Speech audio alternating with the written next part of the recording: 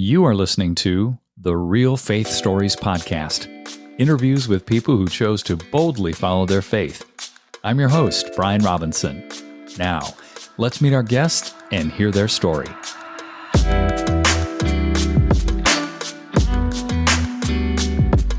Emma, welcome to Real Faith Stories. I'm very excited to have you on the program today. It's great to be here. Thanks so much, Brian. It's just lovely to spend time with you. I'm sensing a South Texas drawl. Is that where you're from? Yeah, clearly not. Clearly not. No, so I one of the funny parts about having an accent, after you've lived all over the world, you're not quite sure what you sound like to anybody anymore. But I was raised in Britain. I spent several years living in Australia and then the Middle East and Africa. And now I've been living in the United States now for 8 years. So depending who I'm talking to on social media, folks think I sound American, Australian, British, something else. I really don't care anymore. Tell us about yourself, your career story, kind of your backstory and growing up. Would love to hear that. Yeah, so I grew up in a pretty rural part of Britain, in a small market town, nothing particularly exciting about that, and went off to university and eventually became a lawyer, an attorney. And for quite some time, I worked in the city of London. And then when I was a few years into my career, a number of circumstances came together, and I had the opportunity to move to Australia to take a position working in-house with a major technology firm. And that was very appealing to me. I hadn't traveled beyond Europe very much prior to that. And here was an opportunity to go and live somewhere. I'd heard a lot about this place called Australia, very beautiful, lots of scary wildlife.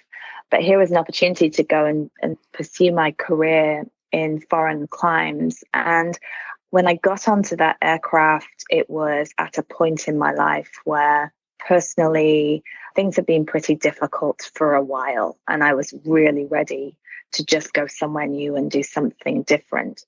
While I was there, I just had the most fantastic time, not just enjoying my career and making great new friends in this amazing part of the world and traveling all over Asia and to California, but I actually really, for the first time in my life, found myself really examining my relationship with Jesus in a very new way. And I came to understand that there was a lot that I had experienced that was difficult and not right, but that he had me in his arms the whole time. And that each step of my life, kind of like the footprints story, at each step of my life where I had felt totally alone, as if I was totally screwing up, he had in fact been there and carrying me and holding me. And so that at that point around 2005, I really kind of rededicated myself to him and said, Lord, whatever it takes in full surrender to live a life that you created me for, that is what I want to be known for and what I want to be about. Wow. So after 4 years, he took me to Dubai for a job. And while I was there, again, big change. I met my husband. We got married. We had 2 beautiful children. And I entered a company to help them transform their culture. They really struggled. They were doing a lot of work in Afghanistan and in challenging parts of Africa. And they had got themselves, I think, into quite a lot of trouble and were under investigation, and all of this was soon to become public knowledge. And so my job was to go in there and help clean up, help to bring the right culture, help to bring some processes. And it was an incredible experience all round to work in that kind of environment, doing the kind of project that I just love to get my teeth into. And most importantly, focusing on the people in the organization. How do we build a culture where people feel appreciated, they feel valued, and they feel seen, and we can together build a culture that sees this company likely to be successful in every way. We were successful in doing that. And in 2013, I think it was, my husband and I made the decision, with two tiny children, we needed to come home, wherever home was going to be. And so we moved back to the United States of America, which is where he had been a citizen for some time. We planted here. I continued to work for the same company for a while, help them through their legal issues. And that led to ultimately an opportunity to do what's called a management buyout and purchase what was left of that company after that was all done. We really made our home here. And 2017 it was, I became a citizen. Congratulations. It's really been thank you. Yeah. It's an immense privilege. And,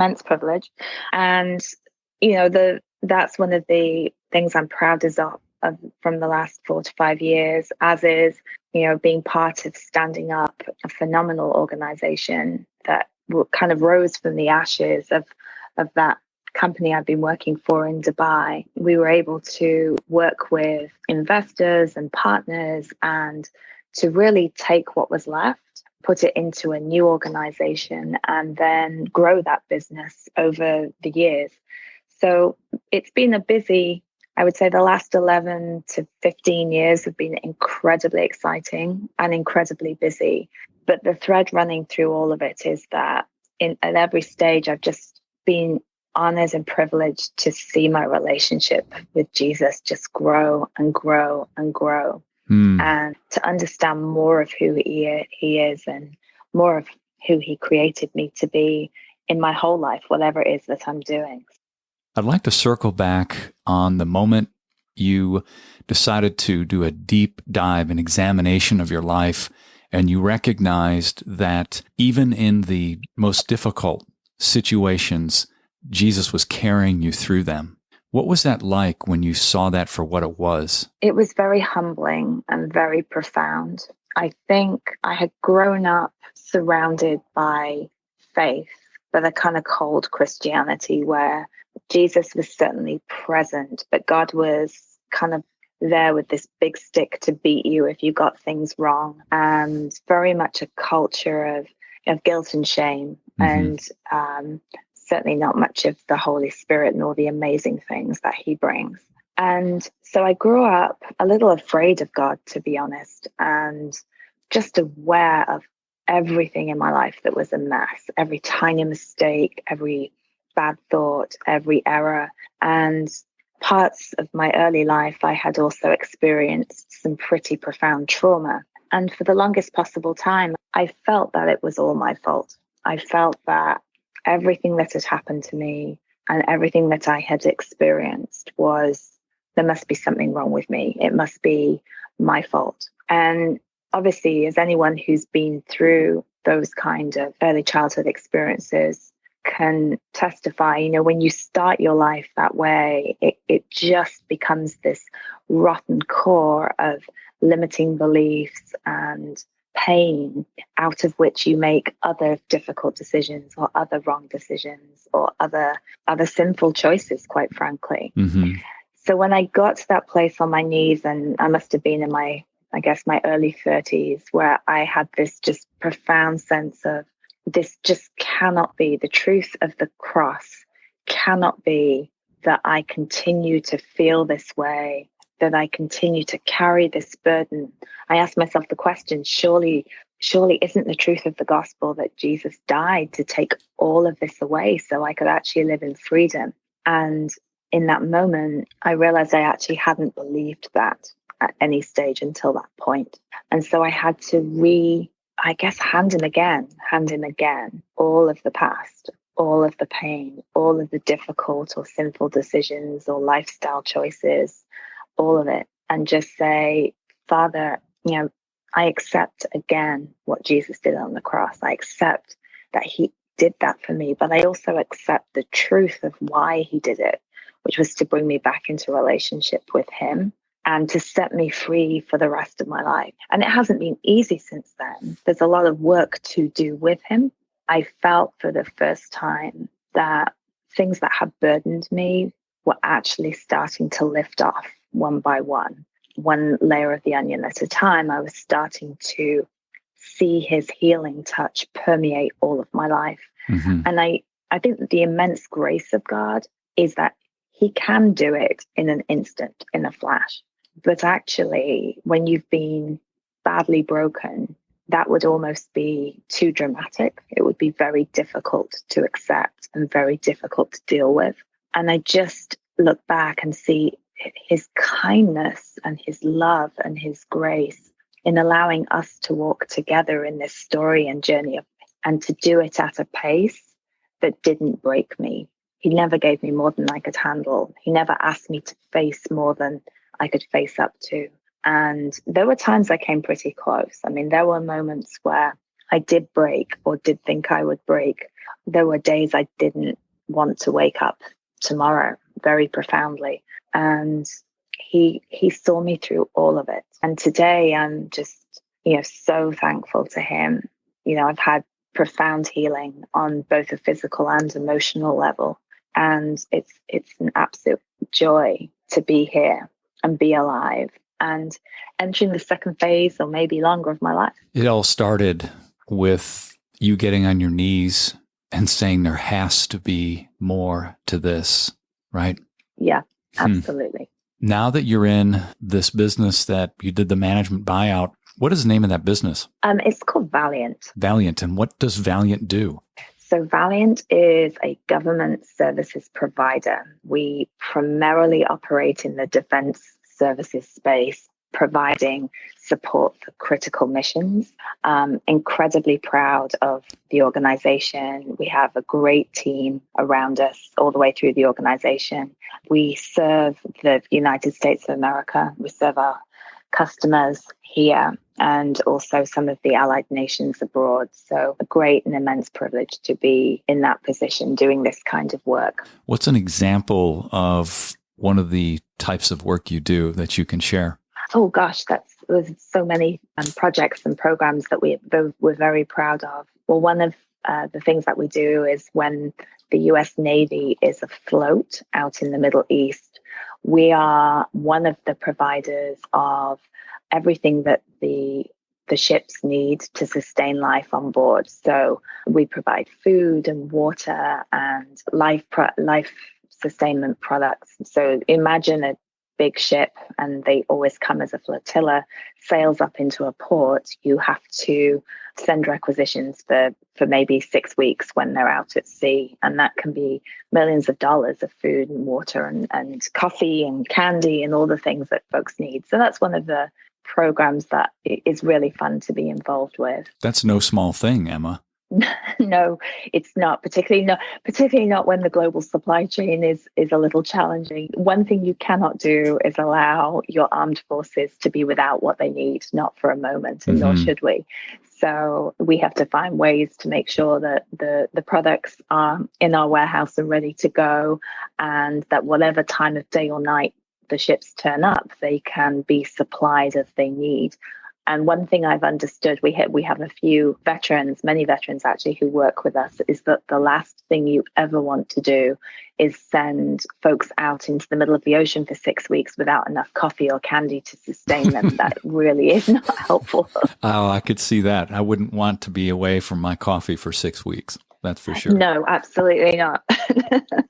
There's a couple things here that you mentioned in the notes that you shared with me prior to our conversation. One of those is the miraculous growth of Valiant from virtually zero to $800 million in revenue. Help me understand what happened there. That is mind-blowing.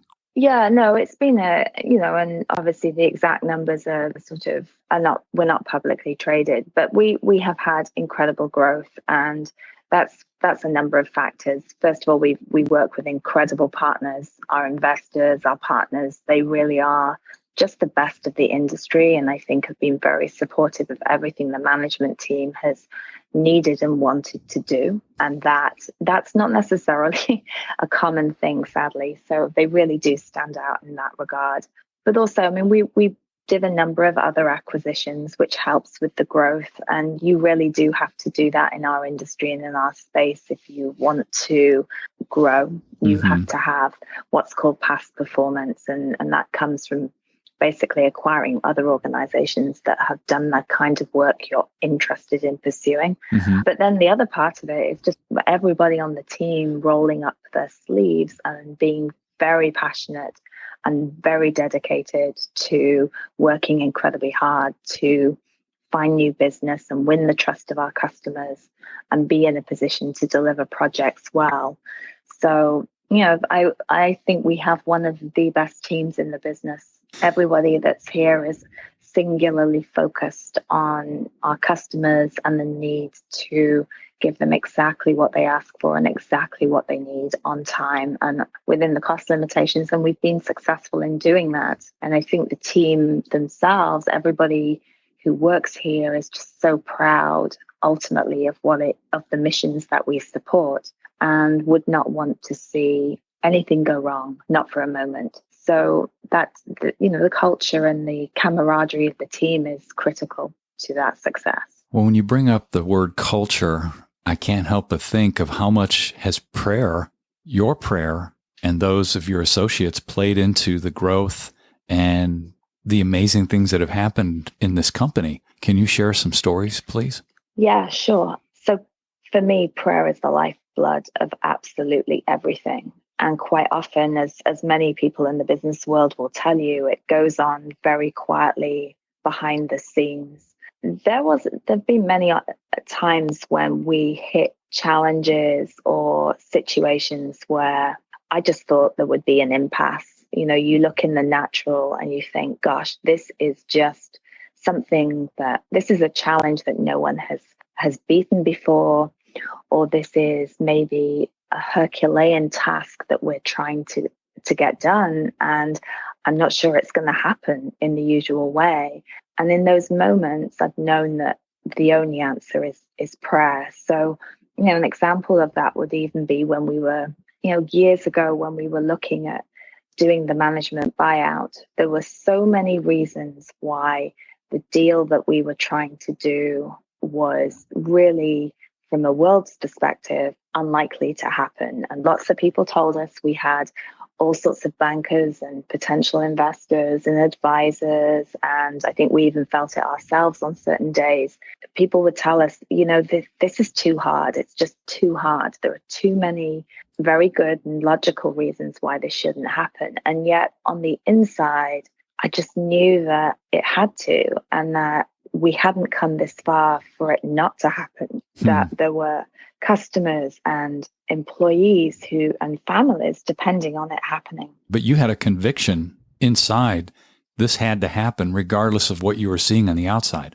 Yeah, no, absolutely. And I cannot describe it as anything other than a conviction, because there were days when you just thought, oh gosh, it would certainly have been easier to give up. And I just remember being on my knees so many times and saying, God, is this the moment where I walk away, or where we just don't keep going? And it was just resounding every time, no, push on, push on. And so on the day that we actually closed, again, a series of just amazing coming together of partnership and teamwork. For me, it was really exciting to just be able to quietly, in the car driving back from where we'd had to deliver some documentation, just to be able to say, gosh, God, thank you. I really so many times hit the wall of wondering whether we would actually do this. And you made it happen. And I know it was prayer. You hit the impasse. There was fervent prayer, and then you broke through. When it comes to these types of impasses, I'm sure people listening are saying, oh my goodness, I deal with this over here and over here and over here. What do I do when I reach an impasse like that with respect to prayer?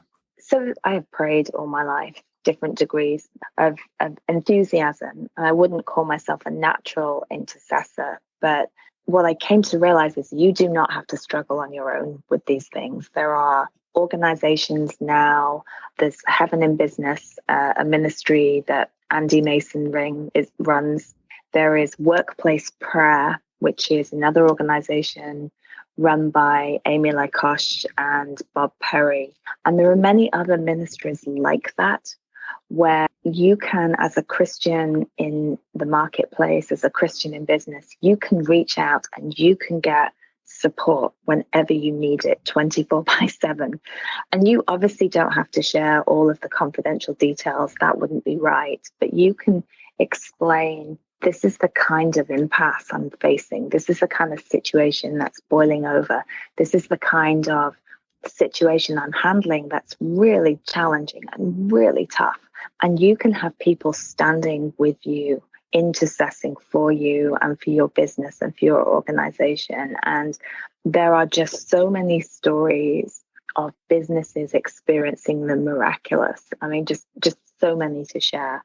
And the reason this is exciting is I think many people don't have a problem asking God for healing or asking God for miracles in their family or their personal lives. But somehow I feel like for years, it was like the marketplace was somewhere that God could not go. It was dedicated to money and success and all the trappings of the world. And it was almost as if the marketplace was off limits. Mm-hmm. Like if you wanted to be a good Christian, go and be a teacher or be a nurse or do something or a missionary, right? Mm-hmm.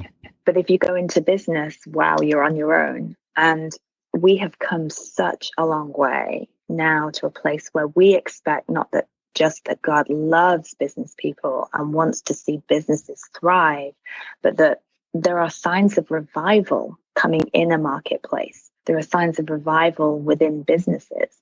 And actually what we're looking for in the church, we're starting to see happen in the marketplace. And you've definitely seen that in your business. How long a period was it, Emma, from the time you started this management buyout and struggled in and out of very difficult scenarios until it actually happened? What was the timeline? It was almost 2 years. And there were a lot of reasons why it took that amount of time. And, you know, when you're looking for people to work with you, you have an idea, but you need partners, you need investors, you need bankers, you need insurance brokers. There's a lot of people that have to be involved to bring a dream to reality. And it took a long time to pull that team together to make it all happen. And that's a long period of time to be on your knees intensely. Why do you say prayer has been everything? Because for me, the way I define it is that Jesus, God, the Holy Spirit, they're right here all day, every day, and they're totally 100% accessible. And the way that we access, the way that we build our relationship, the way that we connect into the power and authority that the living God brings is through prayer. And it's a conversation. It's a dialogue. Sometimes it's powerful and it's what I call all singing or dancing prayer. Sometimes it's just that quiet help. Please just help me in this situation. It's the lifeblood that connects you to everything that our God offers us and everything that he wants to give us. So it sounds like for you, this is a dialogue that's ongoing all the time as needed, because a reason I bring this question is there are a lot of type A people that listen to this. I'm a type A individual, and I have had a performance mindset most of my life, and that relates to everything. What I struggled with was, gosh, did I pray hard enough? Did I pray long enough? Did I pray the right words? Did I have the right emotional intent? You know, all these performance factors. Let's talk about that for a second. Have you ever dealt with that? Oh, absolutely. For the longest time, I mean, particularly in the circumstances in which I grew up, the only thing I felt I could do to win approval was to do well at school. And I often say the only thing that saved me was that I was smart. So I started my career with this, like, I have to keep striving. I have to keep striving. I have to get it right. And that is a very, very destructive mindset, because the reality is nothing outside of God is ever going to be enough. So I've had to really just learn to say, hey, let me put it this way. I grew up thinking that you had to start your day at 5 o'clock on your knees with a 30-minute Bible study and then 30 minutes in prayer and you had to pray for everyone you could possibly think of, because if you didn't, they were going to hell and you were in big trouble and not nearly a good enough Christian. And that burden literally choked my quiet time life for years.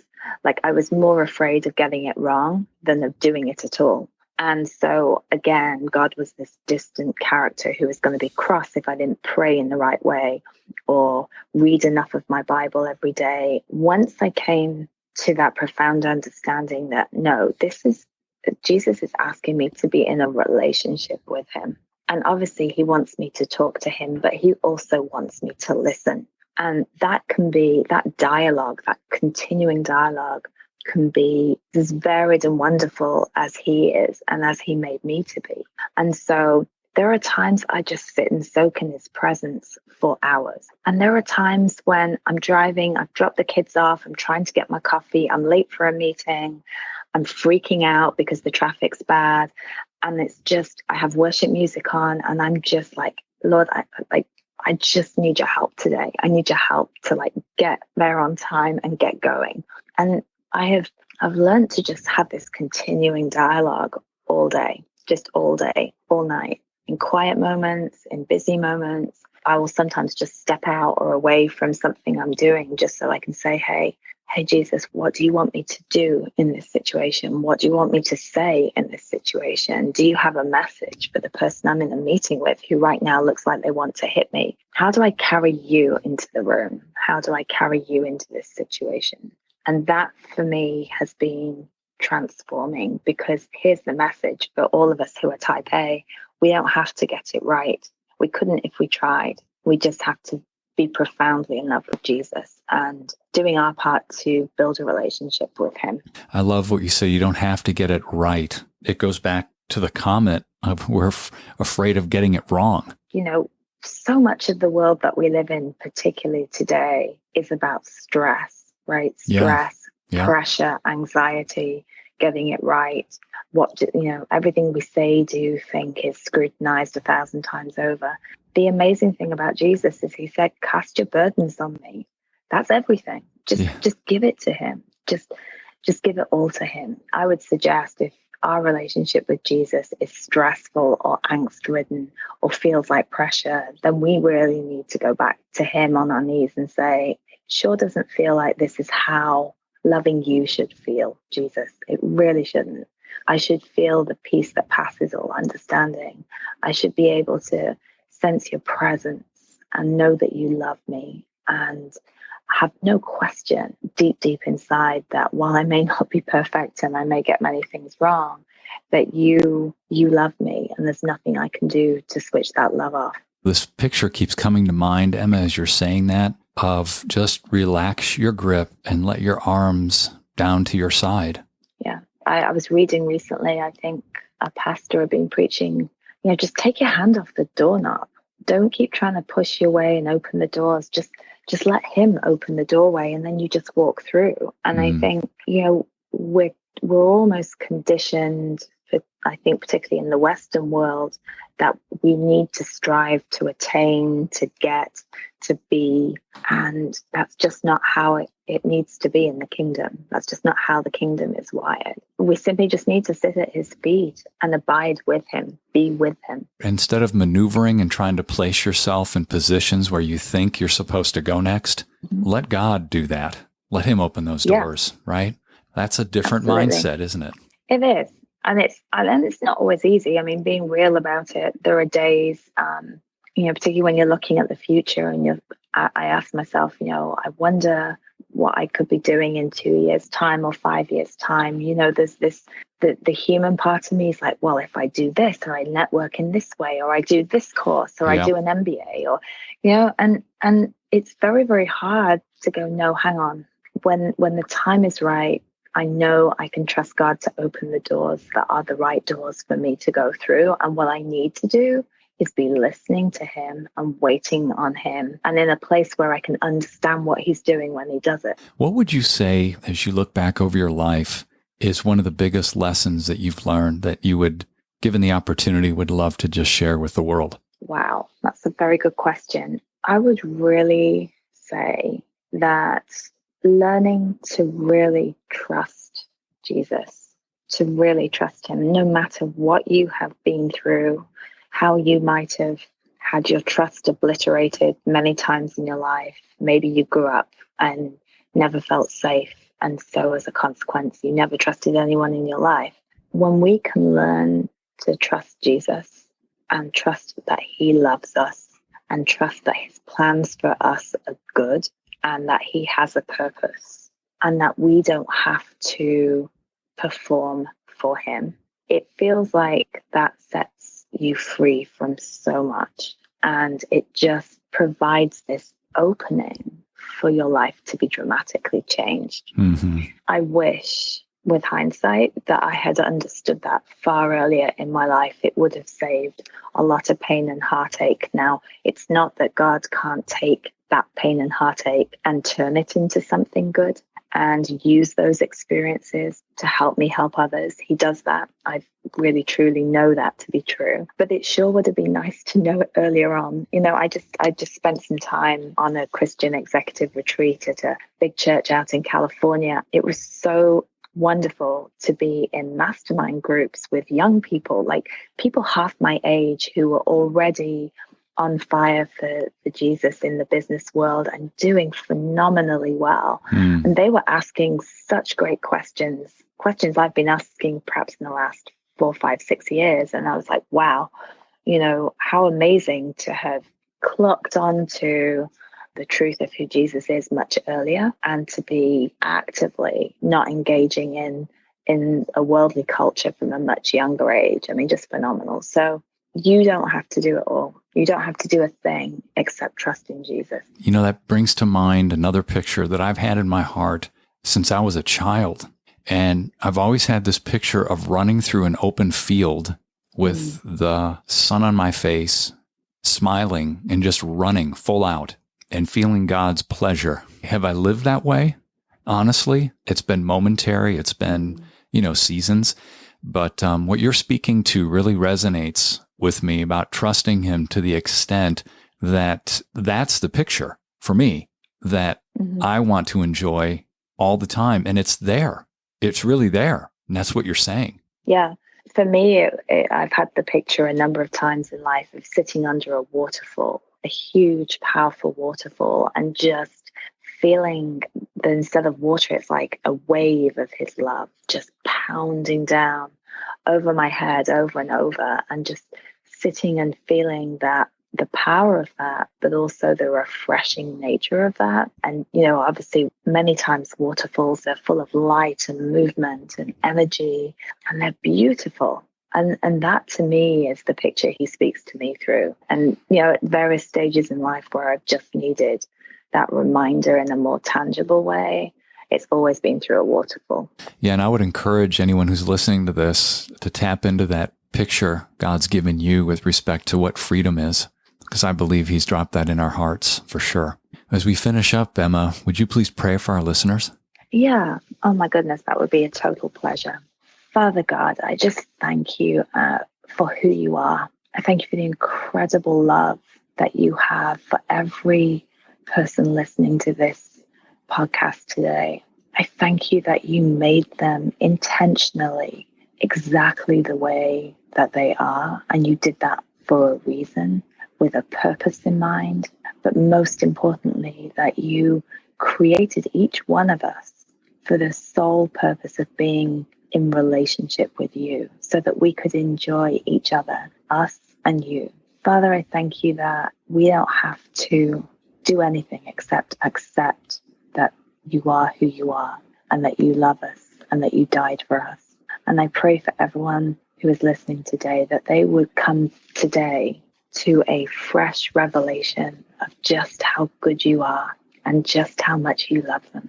And that in that moment, Father, something of who you are, the truth of what you offer, would be imparted into their life. And they would know a freedom and a healing and a sense of your presence that maybe they've never felt before. Father, we ask that you would do that for the listeners today. And we just thank you for who you are, Jesus. Thank you so much for who you are. We ask all this in your precious, precious holy name. Amen. Thank you, Emma. Sure enjoyed the conversation. It was wonderful. Thank you. Hey everyone, thanks for listening. Please make sure you subscribe to the show and share this with someone you believe would be encouraged and motivated by these stories. Until next time, I'm Brian Robinson, reminding you that the greatest decision you could ever make is to ask Jesus Christ to become the Lord of your life. If you haven't done that, read Romans chapter 10, verses 9 through 11. Thanks again for listening.